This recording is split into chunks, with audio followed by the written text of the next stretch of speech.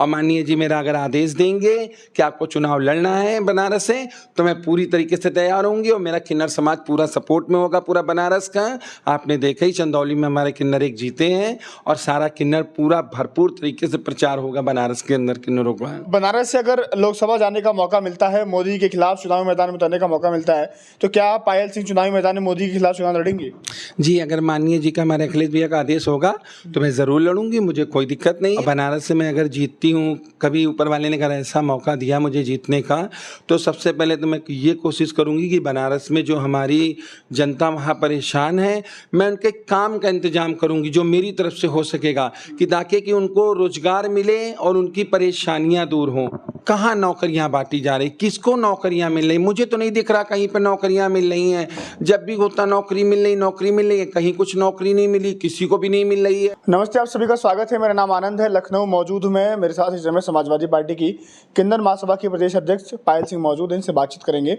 आगामी लोकसभा चुनाव को लेकर के सभी पार्टियां तैयारी कर रही हैं, लेकिन जो सबसे हॉट सीट है उसमें से बनारस बहुत अहम है, क्योंकि बनारस से प्रधानमंत्री नरेंद्र मोदी जी वहाँ पे सांसद हैं और 2 बार के लगातार सांसद हैं। देखा गया कि वहाँ पर दिल्ली के जो वर्तमान के मुख्यमंत्री हैं अरविंद केजरीवाल भी चुनाव लड़ चुके हैं, वहाँ से उनकी भी जमानत जब्त हुई थी। उसके बाद से तेज बहादुर यादव जो फौजी थे वो भी चुनाव लड़ने की कोशिश किए थे, उनका तो पर्चा ही खारिज हो गया था।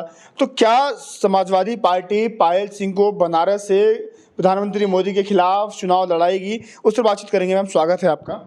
जी नमस्कार। बनारस से अगर लोकसभा जाने का मौका मिलता है, मोदी के खिलाफ चुनावी मैदान में उतरने का मौका मिलता है, तो क्या पायल सिंह चुनावी मैदान में मोदी के खिलाफ चुनाव लड़ेंगे?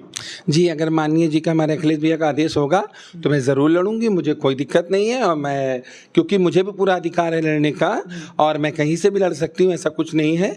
तो अगर माननीय जी की इच्छा होगी तो मैं ज़रूर पूरा करूँगी उसे। देश के इतने बड़े प्रधानमंत्री मतलब चेहरा है, वो नेता है, वो छवि है उनकी, कहा जाता है कि आज से कैसा कोई प्रधानमंत्री नहीं आया, तमाम ऐसी चीज़ें हैं, तो वो कैसे चुनौती सामना कैसे करेंगे? देखिए, ये जनता का मन है, जनता का मन किसी तरफ भी बदल सकता है। ज़रूरी नहीं है कि हमारे माननीय प्रधानमंत्री जी हमेशा जीतें। देखिए, किस्मत होती है, कहते नहीं ये तो किस्मत होती है, ये दांव होते हैं, कभी कोई होता है कभी कोई जीतता है। ज़रूरी नहीं कि एक ही व्यक्ति हमेशा जीतता रहे, ऐसा कुछ भी नहीं है। लेकिन सबसे बड़ी बात तो ये होगी, ऐसा अगर मौका आएगा तो आपको क्या लगता है कि मेरा नॉमिनेशन चलेगा?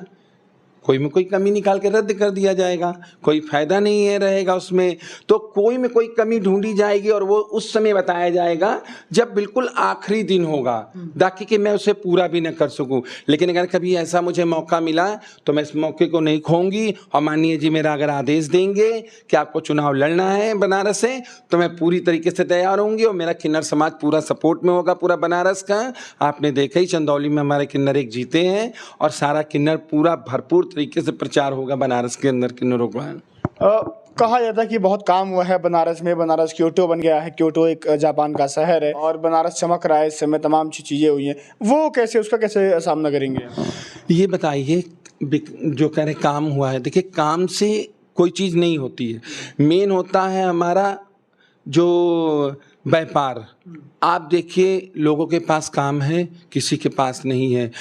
चमक देखने से क्या फ़ायदा? कहते हैं हम विदेश जाते हैं, विदेश में चमक भी होती, चमक के साथ जो है व्यापार भी होता है, कि लोगों को कमाने का जरिया होता है। वहाँ पर कोई ऐसा कमाने का जरिया बताइए? बहुत से ऐसी जगहें हैं जहाँ पर वहाँ पे काम नहीं है आदमी के पास। मैं कहती हूँ इसके साथ साथ आदमी को ये भी, प्रधानमंत्री जी को हमारे करना चाहिए कि व्यापार भी डालें वहाँ पर, ताकि कि हमारे गरीब जो लोग हैं, गरीब तक के जो लड़के हमारे इतने पढ़े लिखे वहाँ पर पढ़े हैं, आज वो बेकार हैं, काम नहीं है, खाली चीजें, नौकरियां बांटी जा रही हैं। मैम, कहाँ नौकरियां बांटी जा रही, किसको नौकरियां मिल रही? मुझे तो नहीं दिख रहा कहीं पर नौकरियां मिल रही हैं। जब भी होता नौकरी मिल रही है, कहीं कुछ नौकरी नहीं मिली, किसी को भी नहीं मिल रही है। बस खाली दिखावा हो रहा कि हमने 1.5 लाख नौकरी बांट दी, हमने 5 लाख नौकरी बांट दी, ऐसा कुछ भी नहीं दिख रहा। आप खुद बताइए, अगर नौकरी बढ़ रही होती तो हमारी जो जनता मारी फिर आप देख लीजिए, हमारे उत्तर प्रदेश के लोग उत्तर प्रदेश के जो युवा हैं वो यहाँ छोड़कर मुंबई में पड़े हैं, दिल्ली में पड़े हैं, दुबई जा रहे हैं, हांगकांग जा रहे हैं, मलेशिया जा रहे हैं, यहाँ काम नहीं है। अभी मैंने कई लड़कों को मुझसे कहने लगे कि दीदी हम लोग जो है दुबई जा रहे हैं। हमने क्यों? कहले यहाँ कोई काम नहीं, हम लोग दुबई जा रहे हैं, दुबई जाके काम करेंगे, वहाँ से हमारे नौकरी के लिए बोला हुआ आ गया। तो देखिए हमारे अगर काम होता तो आज हमारे बच्चे जो इतने पढ़े लिखे टैलेंटेड बच्चे आज वो जाके दूसरे देश में उनको फायदा दे रहे हैं। लोग कहते हैं कि मोदी जहाँ पहुँचते हैं वहाँ माहौल बदल जाता है। बनारस में एक रैली कर दें या कहीं भी रैली कर दें तो वहाँ का पूरा माहौल बदल जाता है, लोगों की नाराजगी दूर हो जाती है। तो ऐसे तो हमारे अखिलेश भैया भी जहाँ जाते हैं माहौल बदल जाता है और लोगों की नाराजगी दूर हो जाती है। लेकिन फर्क ये है कि ये नहीं पता है कि वो जो इकट्ठा होती भीड़ वो कहाँ से आती है। लेकिन हमारे माननीय अखिलेश भैया जी जहाँ जाते हैं आप देखते हो, जहाँ से शुरू होते हैं चलना, रास्ते भर में लोग उनका इंतजार करते हैं, चाहे 5 घंटा लग जाए चाहे 6 घंटा लग जाए, आप देखते हो वहीं का वहीं खड़ा रहता। प्यार इसको कहते हैं, उस भीड़ को नहीं कहते हैं जो समय पे आए और थोड़ी देर बाद चली जाए। मोदी जी कहते हैं कि देश की 140 करोड़ जनता उनका परिवार है पूरा। तो ऐसे तो वो परिवार हमारे माननीय अखिलेश भैया का भी है। हमारे अखिलेश भैया देखिए अभी एक देखिए रिक्शा चलाती थी, ठीक है, उसका किसी ने वीडियो डाला कि वो अपनी बच्ची को डॉक्टर बनाना चाहती थी, ठीक है, डॉक्टर बनाना चाहती थी। माननीय जी ने उसका वीडियो देखा और देखने के बाद तुरंत बुलाया, बुलाने के बाद उसे 1 लाख की सहायता राशि दी। तो देखिए बिना स्वार्थ के वो लोगों की मदद करते रहते हैं। ऐसा नेता कहीं आपको मिला है या दिखा है, आप खुद समझ सकते हैं इस चीज़ को, बहुत बड़ी बात है। तो हमारे माननीय जी के जैसा नेता तो अभी तक कोई ना बना है और ना बन पाएगा ज़िंदगी में। बनारस से अगर आप जीतती हैं, अगर सांसद बनती हैं तो कहीं ना कहीं समाजवादी पार्टी की एक और सीट बढ़ेगी और लगता है कि जो नेताजी का सपना था प्रधानमंत्री बनने का, वो अखिलेश जी का सपना, अखिलेश जी वो सपना पूरा कर पाएंगे।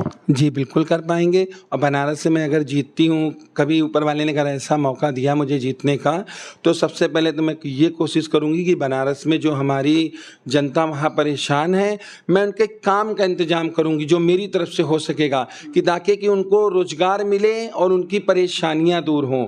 बस ये मेरी पहली सोच होगी और यही ज़्यादा अच्छी रहेगी, क्योंकि लोगों को वहाँ परेशानी ज़्यादा। मैं बनारस गई हूँ, कोई खास वहाँ काम नहीं, वहाँ की मैंने रोटी देखी हैं, खाली घाट के किनारे ही बड़ा सुंदर दिख रहा है। बाकी कि आप चंदौली की ओर चल दीजिए, ऐसी रोड है, ऐसी रोड है कि गाड़ी तो गाड़ी, आदमी हिल जाएगा पूरी तरीके से। वहाँ पर लोगों को काम मिला है, बिल्कुल रोडें सड़कें चमकती हैं बनारस में। कहाँ की चमक रही? अभी तो मैंने बोला कि आप पुल पे चढ़ जाइए, पुल पे खाली बत्ती थी। बुनकर बहुत अच्छा, जो साड़ियाँ वाड़ियाँ बनाते हैं बुनकर, वो बहुत कुछ अच्छा। तो आप ये बताइए, छोटे क्षेत्र की बात कर रहे हैं आप, कभी वहाँ की बनारस की गलियाँ देखी हैं आपने? आप रोड की बात कर रहे हैं ना, मंदिर का तो मैं कह रही हूँ कि मंदिर वाला साफ सुथरा दिखता है, लेकिन आप बनारस की गलियों में जाके देखिए और हम बोल रहे हैं गंगा के पुल पर चढ़ के देखिए, फिर उसके बाद आगे देखिए क्या हालत है।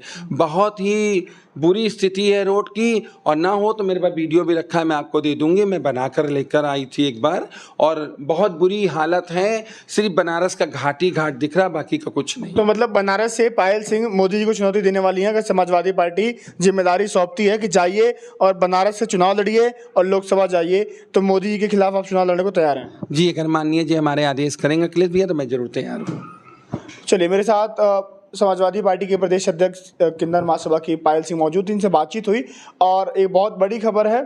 और इन्होंने बोला कि अगर समाजवादी पार्टी इनको जिम्मेदारी देती है, अगर लोकसभा का चुनाव बनारस से लड़ाती है, तो देश के प्रधानमंत्री मोदी जहाँ से सांसद बनकर के दिल्ली पहुँचे हैं, उनके खिलाफ ये चुनावी मैदान में आ सकती हैं, उतर सकती हैं। लेकिन साथ ही इन्होंने ये भी कहा कि हो सकता है कि मेरा पर्चा रद्द करवाया जा सके और जो चीज़ें हैं, जो कमियां हैं, वो लास्ट दिन बताई जा सके जो मैं पूरी ना कर पाऊँ। क्योंकि तेज बहादुर जो फौजी थे, चुनाव लड़ने की कोशिश कर रहे थे, उनके साथ भी उनका पर्चा खारिज करवाया गया या हुआ, वो तमाम चीज़ें आपने देखी थी।